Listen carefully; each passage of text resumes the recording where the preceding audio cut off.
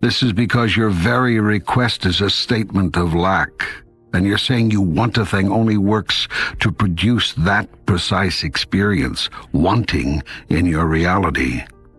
The correct prayer is therefore never a prayer of supplication.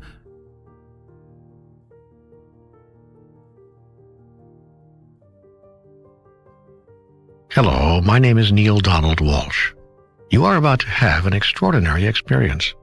You're about to hear a conversation with God. Yes, I know that's not possible. You probably think or have been taught that's not possible. One can talk to God, sure, but not with God. I mean, God's not going to talk back, right? At least not in the form of a regular, everyday kind of conversation. Well, that's what I thought, too. Then this experience happened to me. I mean that literally. I mean the experience happened to me. The words you're about to hear were not written by me. They happened to me, and as you listen, the same experience will happen to you, for we are all led to the truth for which we are ready. God, it turns out, talks to everybody, the good and the bad, the saint and the scoundrel, and certainly all of us in between. Take you, for instance. God has come to you in many ways in your life. This is just another one of them. How many times have you heard the old axiom, when the student is ready, the teacher will appear? In the spring of 1992, it was around Easter, as I recall, an extraordinary phenomenon occurred in my life. God began talking with you through me. Let me explain. I was very unhappy during that period, personally, professionally, and emotionally, and my life was feeling like a failure on all levels. And as I'd been in the habit for years of writing my thoughts down in letters, which, by the way, I usually never delivered, I picked up my trusty yellow legal pad and began pouring out my feelings. But this time, rather than another letter to another person I imagined to be victimizing me, I thought I'd go straight to the source, straight to the greatest victimizer of them all. I decided to write a letter to God. It was a spiteful, passionate letter, full of confusion, contortions, and condemnations, and a pile of angry questions. Why wasn't my life working? What would it take to get it to work? Why could I not find happiness in relationship? Was the experience of adequate money going to elude me forever? And finally, and most emphatically, what had I done to deserve a life of such continuing struggle? To my surprise, as I scribbled out the last of my bitter, unanswerable questions and prepared to toss my pen aside, my hand remained poised over the paper as if held there by some invisible force. Abruptly, the pen began moving on its own. I had no idea what I was about to write, but an idea seemed to be coming, so I decided to flow with it. Out came, Do you really want an answer to all these questions, or are you just venting? I blinked, and then my mind came up with a reply. I wrote that down, too. Both. I'm venting, sure, but if these questions have answers, I'd sure as hell like to hear them. You are sure as hell about a lot of things, but wouldn't it be nice to be sure as heaven? And I wrote, what is that supposed to mean? Before I knew it, I had begun a conversation, and I was not writing so much as taking dictation. What you are about to hear is a reading of a large portion of that dialogue. I hope you receive benefit from listening to it. The dialogue begins with a very simple question, actually. How does God talk? And to whom? I talk to everyone. All the time. The question is not to whom do I talk, But who listens? First, let's exchange the word talk with the word communicate. It's a much better word, a much fuller, more accurate one.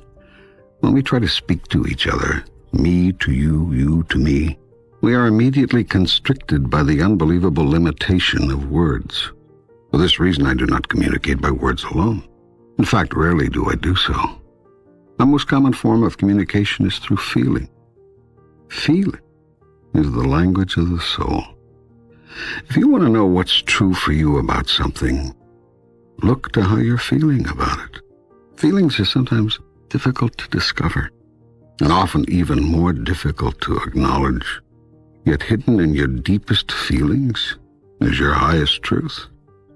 The trick is to get to those feelings. I will show you how. Again, if you wish. I also communicate with thought. Thought and feelings are not the same, although they can occur at the same time. In communicating with thought, I often use images and pictures. For this reason, thoughts are more effective than mere words as tools of communication. In addition to feelings and thoughts, I also use the vehicle of experience as a grand communicator. And finally, when feelings and thoughts and experience all fail, I use words. Words are really the least effective communicator. They are most open to misinterpretation, most often misunderstood. Why is that?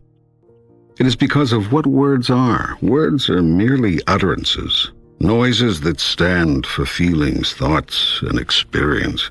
They are symbols, signs, insignias. They're not truth. They're not the real thing. Words may help you understand something. Experience allows you to know. Yet there are some things you cannot experience. So I've given you other tools of knowing, and these are called feelings. And so too, thoughts. Now the supreme irony here is that you've all placed so much importance on the Word of God, and so little on the experience. In fact, you place so little value on experience that when what you experience of God differs from what you've heard of God, you automatically discard the experience and own the words, when it should be just the other way around.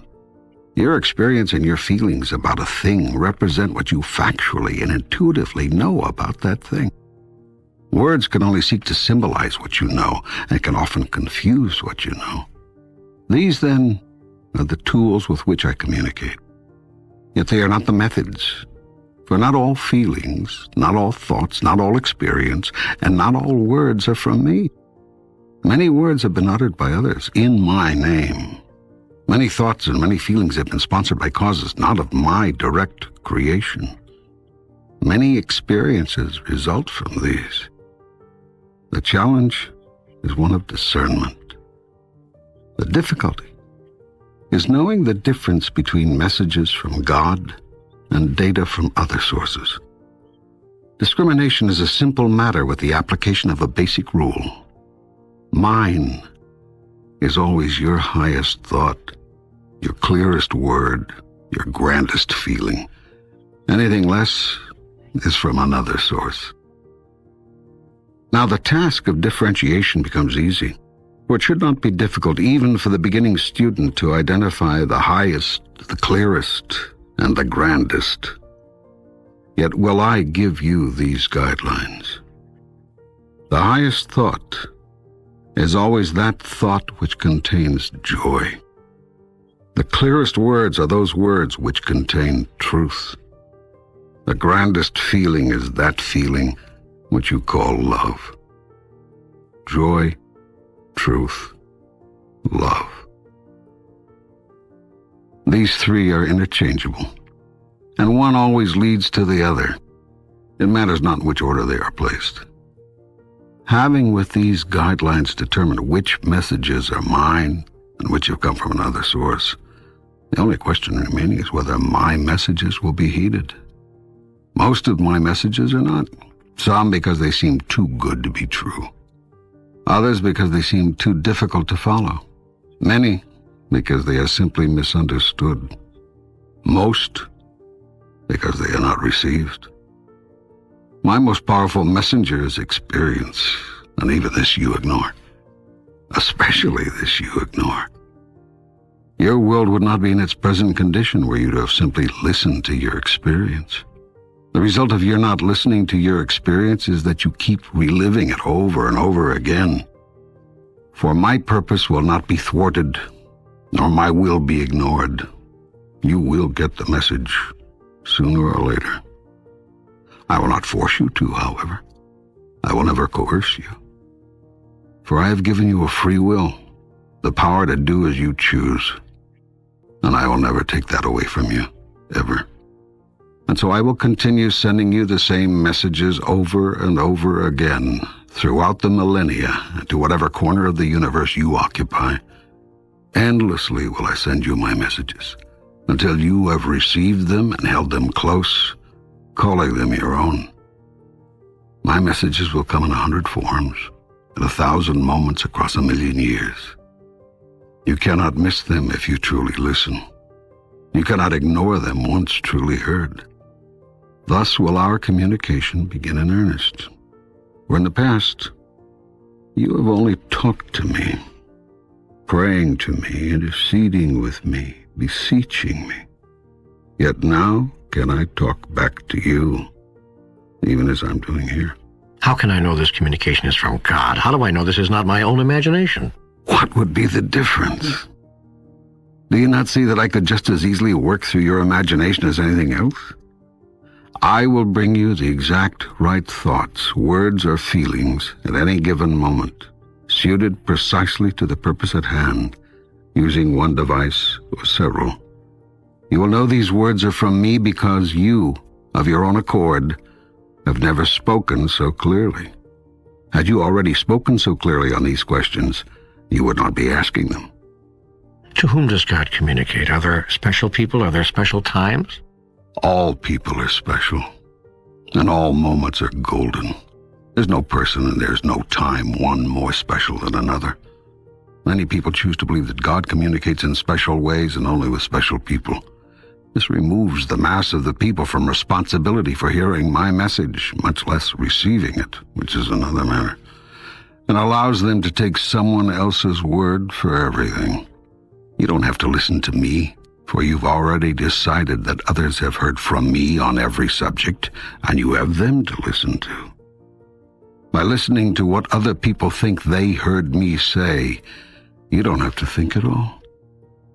This is the biggest reason for most people turning from my messages on a personal level. If you acknowledge that you are receiving my messages directly, then you are responsible for interpreting them. It is far safer and much easier to accept the interpretation of others, even others who have lived 2,000 years ago, than seek to interpret the message you may very well be receiving in this moment now. Yet I invite you to a new form of communication with God, a two-way communication. In truth, it is you who have invited me, for I have come to you in this form, right now, in answer to your call. Why do some people, take Christ for example, seem to hear more of your communication than others? Because some people are willing to actually listen. They're willing to hear. They're willing to remain open to the communication even when it seems scary or crazy or downright wrong.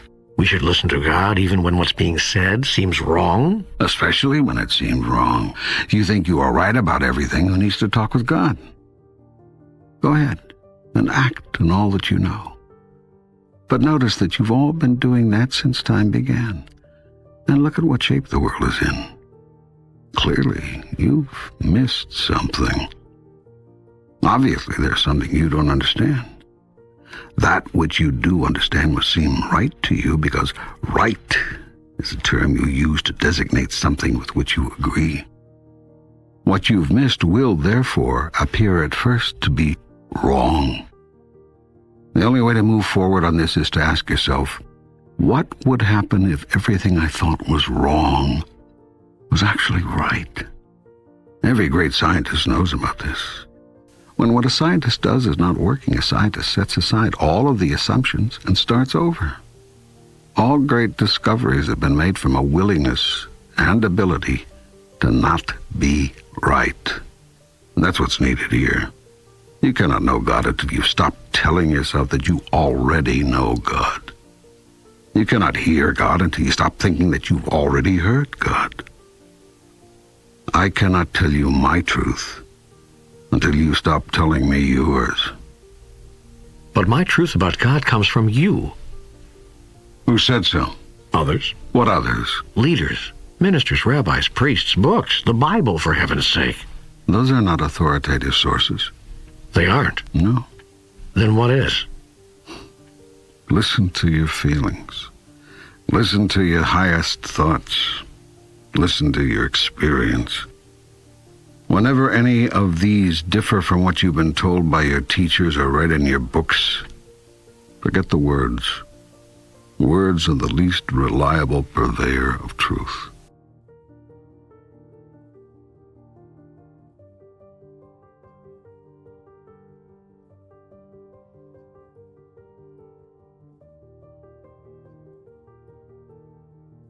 There is so much I want to say to you, so much I want to ask.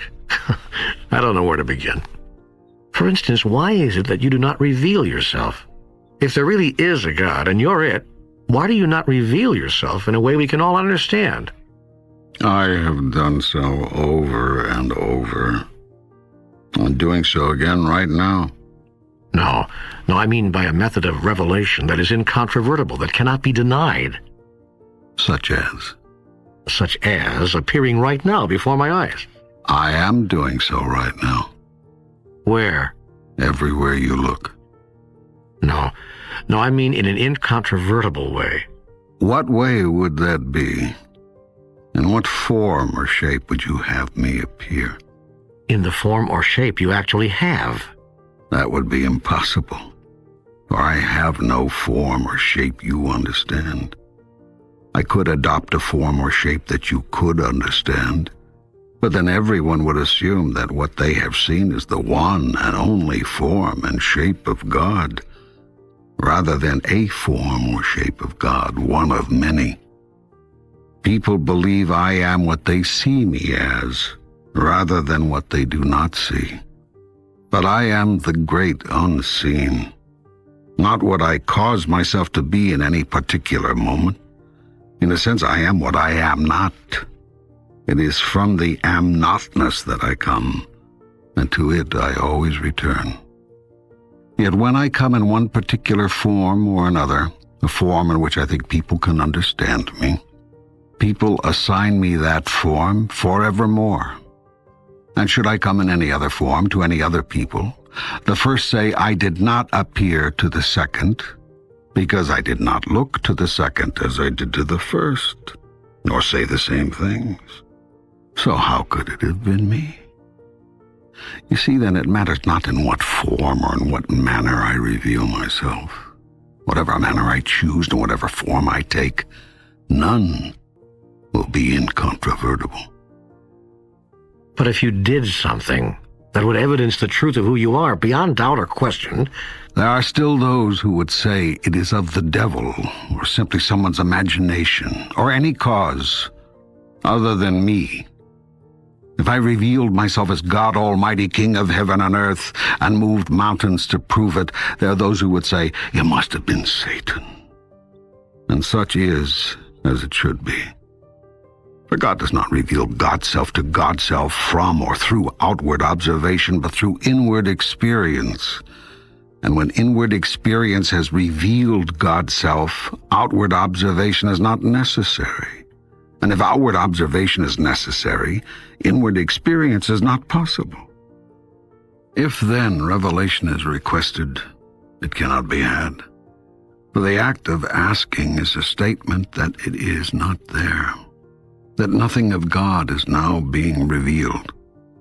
Such a statement produces the experience. For your thought about something is creative and your word is productive, and your thought and your word together are magnificently effective in giving birth to your reality. Therefore shall you experience that God is not now revealed, for if God were, you would not ask God to be. Does that mean I cannot ask for anything I want? Are you saying that praying for something actually pushes it away from us? This is a question which has been asked through the ages, and has been answered whenever it has been asked. Yet you have not heard the answer, or will not believe it. The question is answered again in today's terms and today's language, thusly. You will not have that for which you ask, nor can you have anything you want. This is because your very request is a statement of lack, and you're saying you want a thing only works to produce that precise experience, wanting in your reality.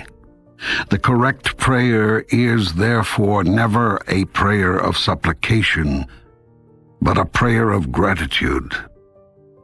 When you thank God in advance for that which you choose to experience in your reality, you in effect acknowledge that it is there, in effect. Thankfulness is thus the most powerful statement to God, an affirmation that even before you ask, I have answered. Therefore, never supplicate, appreciate. But what if I am grateful to God in advance for something and it never shows up? That could lead to disillusionment and bitterness. Gratitude cannot be used as a tool with which to manipulate God, a device with which to fool the universe. You cannot lie to yourself. Your mind knows the truth of your thoughts. You are saying, thank you, God, for such and such, all the while being very clear that it isn't there in your present reality. You can't expect God to be less clear than you, and so produce it for you. God knows what you know, and what you know is what appears as your reality. But how then can I be truly grateful for something I know is not there? Faith. If you have but the faith of a mustard seed, you shall move mountains. You come to know it is there because I said it is there. Because I said that even before you ask, I shall have answered. Because I said and have said to you in every conceivable way, through every teacher you can name, that whatsoever you shall choose, choosing it in my name, so shall it be. Yet so many people say that their prayers have gone unanswered. No prayer, and a prayer is nothing more than a fervent statement of what is so, goes unanswered. Every prayer, every thought, every statement, every feeling is creative. To the degree that it is fervently held as truth, to that degree will it be made manifest in your experience. When it is said that a prayer has not been answered, what has in actuality happened is that the most fervently held thought, word, or feeling has become operative. Yet what you must know, and here's the secret, is that always it is the thought behind the thought, what might be called the sponsoring thought, that is the controlling thought. If therefore you beg and supplicate, there seems a much smaller chance that you will experience what you think you are choosing, because the sponsoring thought behind every supplication is that you do not have now what you wish. That sponsoring thought becomes your reality. The only sponsoring thought which could override this thought is the thought held in faith that God will grant whatever is asked without fail. Some people have such faith, and very few. The process of prayer becomes much easier when, rather than having to believe that God will always say yes to every request, one understands intuitively that the request itself is not necessary. Then the prayer is a prayer of thanksgiving. It is not a request at all, but a statement of gratitude for what is so. When you say that a prayer is a statement of what is so, are you saying that God does nothing, that everything which happens after a prayer is a result of the prayer's action? If you believe that God is some omnipotent being who hears all prayers, says yes to some, no to others, and maybe, but not now, to the rest, you are mistaken. By what rule of thumb would God decide?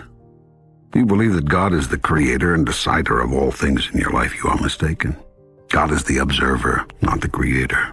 And God stands ready to assist you in living your life, but not in the way you might expect.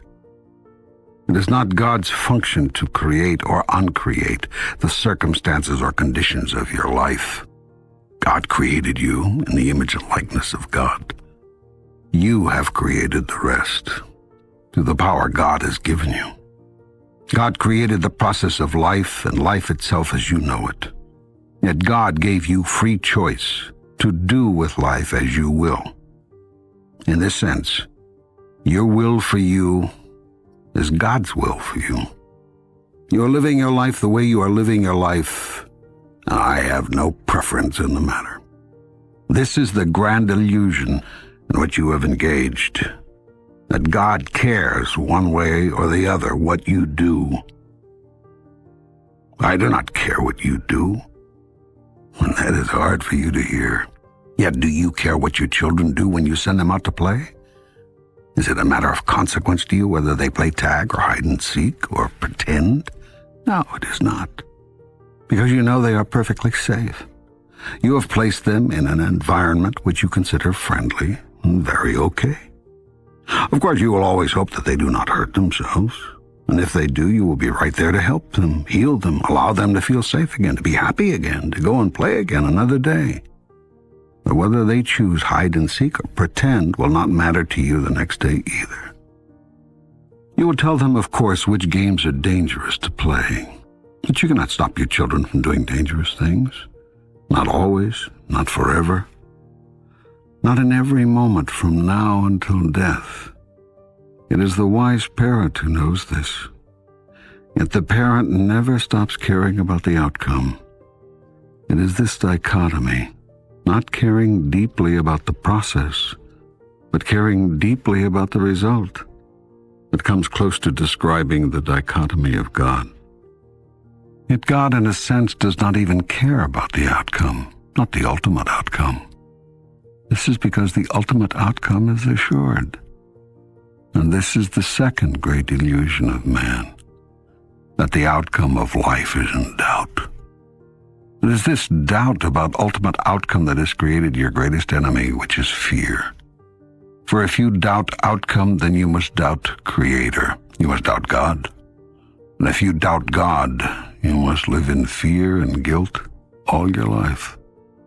If you doubt God's intentions, God's ability to produce this ultimate result, then how can you ever relax?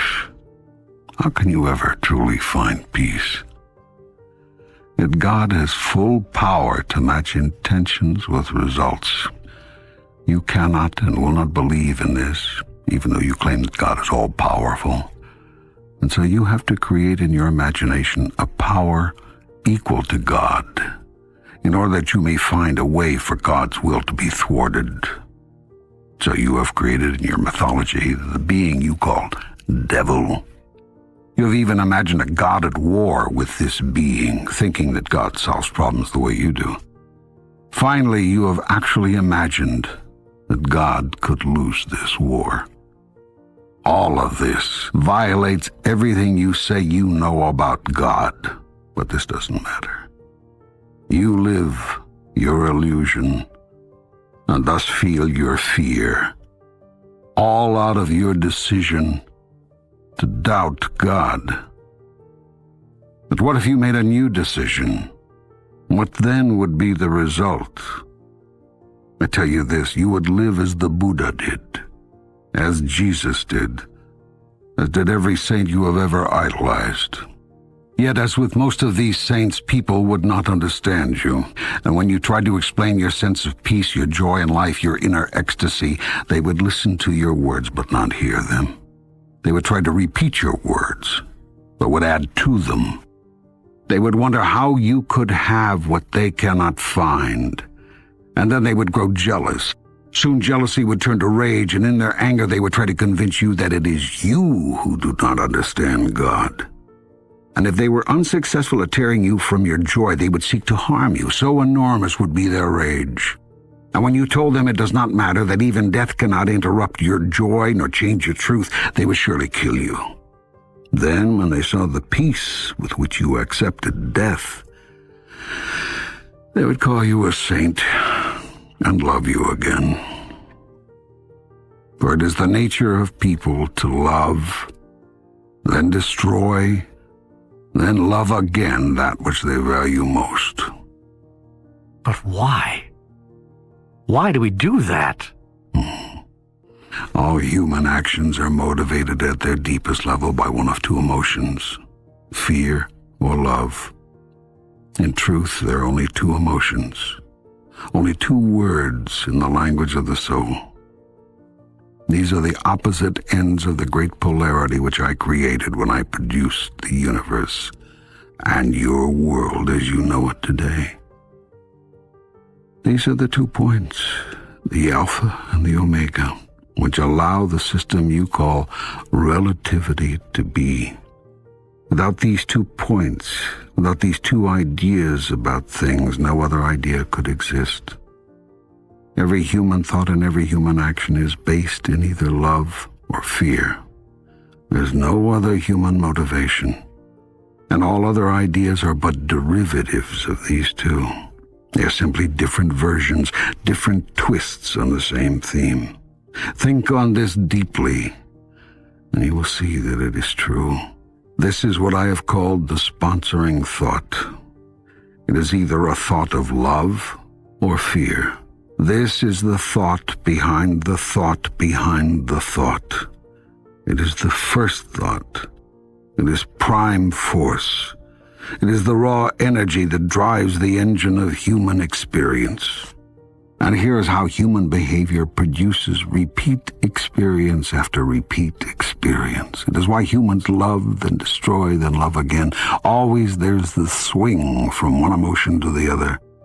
Love sponsors fear, sponsors love, sponsors fear. And the reason is found in the first lie.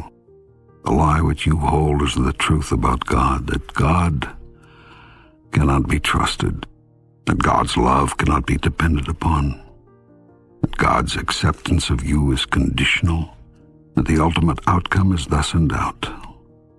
For if you cannot depend on God's love to always be there, on whose love can you depend? If God retreats and withdraws when you do not perform properly, will not mere mortals also? And so it is that in the moment you pledge your highest love, you greet your greatest fear. The first thing you worry about after saying I love you is whether you'll hear it back. And if you hear it back, then you begin immediately to worry that the love you have just found you will lose. And so all action becomes a reaction, defense against loss, even as you seek to defend yourself against the loss of God. Yet if you knew who you are, that you are the most magnificent, the most remarkable, the most splendid being God has ever created, you would never fear. For who could reject such wondrous magnificence? Not even God could find fault in such a being. But you do not know who you are, and you think you are a great deal less. Where did you get the idea of how much less than magnificent you are? And the only people whose word you would take on everything, from your mother and your father. These are the people who love you the most. Why would they lie to you? Yet have they not told you that you are too much of this and not enough of that? Have they not reminded you that you are to be seen and not heard? Have they not scolded you in some of the moments of your greatest exuberance? And did they not encourage you to set aside some of your wildest imagining? These are the messages you've received, and though they do not meet the criteria and are thus not messages from God, they might as well have been. For they have come from the gods of your universe, surely enough. It was your parents who taught you that love is conditional. You have felt their conditions many times, and that is the experience you take into your own love relationships. It is also the experience you bring to me. From this experience you draw your conclusions about me. Within this framework you speak your truth. God is a loving God, you say, but if you break his commandments, he will punish you with the eternal banishment and everlasting damnation. For have you not experienced the banishment of your own parents? Do you not know the pain of their damnation? How, then, could you imagine it to be any different with me? You have forgotten what it was like to be loved without condition. You do not remember the experience of the love of God, and so you try to imagine what God's love must be like, based on what you see of love in the world. You have projected the role of parent onto God, and have thus come up with a God who judges and rewards or punishes based on how good he feels about what you've been up to. But this is a simplistic view of God, based on your mythology. It has nothing to do with who I am. Having thus created an entire thought system about God based on human experience rather than spiritual truths, you then create an entire reality around love. It is a fear-based reality, rooted in the idea of a fearful, vengeful God. Its sponsoring thought is wrong, but to deny that thought would be to disrupt your whole theology. And though the new theology, which would replace it, would truly be your salvation, you cannot accept it, because the idea of a God who is not to be feared, who will not judge, and who has no cause to punish is simply too magnificent to be embraced within your grandest notion of who and what God is. This fear-based love reality dominates your experience of love. Indeed, actually creates it. For not only do you see yourself receiving love which is conditional, you also watch yourself giving it in the same way. And even while you withhold and retreat and set your conditions, a part of you knows this is not what love really is. Still, you seem powerless to change the way you dispense it. You've learned the hard way, you tell yourself, and you'll be damned if you're going to leave yourself vulnerable again. Yet the truth is, you'll be damned if you don't. By your own mistaken thoughts about love, do you damn yourself never to experience it purely? So too, do you damn yourself never to know me as I really am. Until you do. For you shall not be able to deny me forever, and the moment will come for our reconciliation. Every action taken by human beings is based in love or fear, not simply those dealing with relationships. Decisions affecting business, industry, politics, religion, the education of your young, the social agenda of your nations, the economic goals of your society, choices involving war, peace, attack, defense, aggression, submission, determinations to covet or give away, to save or to share, to unite or to divide. Every single free choice you ever undertake arises out of one of the only two possible thoughts there are: a thought of love or a thought of fear.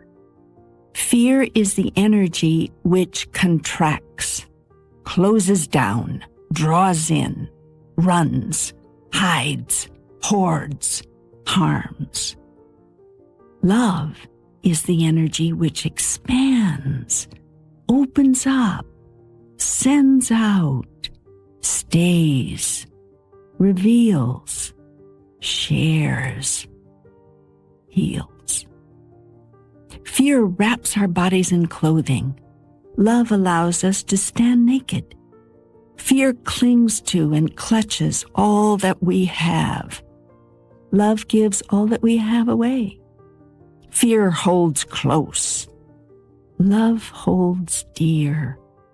Fear grasps. Love lets go. Fear rankles.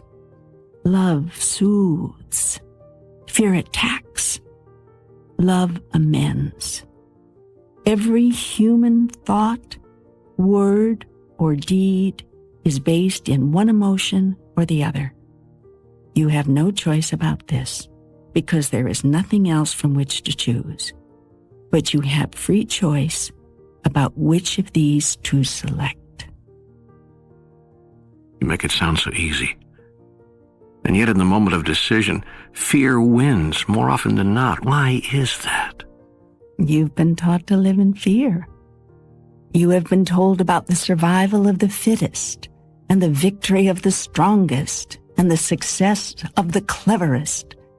Precious little is said about the glory of the most loving. And so you strive to be the fittest, the strongest, the cleverest in one way or another. And if you see yourself as something less than this in any situation, you fear loss, for you've been told that to be less is to lose. And so, of course, you choose the action fear sponsors, for that is what you've been taught. Yet I teach you this. When you choose the action love sponsors, then you will do more than survive. Then you will do more than win. Then you will do more than succeed. Then will you experience the full glory of who you really are and who you can be. To do this, you must turn aside the teachings of your well-meaning but misinformed worldly tutors and hear the teachings of those whose wisdom comes from another source. There are many such teachers among you, as always there have been, for I will not leave you without those who would show you, teach you, guide you, and remind you of these truths. Yet the greatest reminder is not anyone outside you, but the voice within you. This is the first tool that I use because it is the most accessible. The voice within is the loudest voice with which I speak because it is the closest to you. It is the voice which tells you whether everything else is true or false, right or wrong, good or bad, as you have defined it. It is the radar that sets the course, steers the ship, guides the journey, if you but let it. It is the voice which tells you right now whether the very words you are listening to are words of love or words of fear. By this measure can you determine whether they are words to heed or words to ignore. You said that when I always choose the action that love sponsors, then I will experience the full glory of who I am and who I can be. Will you expand on this, please? There is only one purpose for all of life, and that is for you and all that lives to experience fullest glory. Everything else you say, think, or do is attendant to that function. There is nothing else for your soul to do, and nothing else your soul wants to do. The wonder of this purpose is that it is never ending. An ending is a limitation, and God's purpose is without such a boundary. Should there come a moment in which you experience yourself in your fullest glory, you will in that instant imagine an ever greater glory to fulfill. The more you are, the more you can become. And the more you can become, the more you can yet be. The deepest secret is that life is not a process of discovery, but a process of creation. You are not discovering yourself, but creating yourself anew. Seek, therefore, not to find out who you are. Seek to determine who you want to be.